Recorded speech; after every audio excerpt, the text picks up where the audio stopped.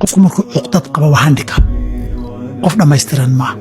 si fiican uma fikiri karo waa cuqdadaysan tahay ceel baa ku haya waad gubanaysaa adiga cuqdad u qabtay dhibana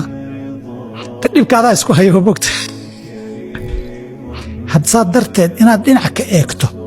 war waxaan intee dhib iyo damage leeg bay adiga ku geysanayaan oo haddana dambi aakhira ku dheeriye adduunkiina waa dhiban tahay aakhirana dambi baa ku dheer aakhiriya adduun seeg way marka qof cuqdad u qaato markaad cafido adoo qalbigaagu nadiif iyo raaxaysan baad seexan laakiin caawa markaad galbato adoo qof ceel u qaba hurdo xataa ka iman waysa fiican hurdalaan baa ku dhici salaad ma tukan kartid waxbaad ku maqan tahay daad tiraahdo quraan akhriso waxbaad ku maqan tahay seexashadii wuxuu dhan baa kaa wada xumaan inaad marka isbarto inaadan qalbiga dadka wax ugu haynin cidna aadan xasdin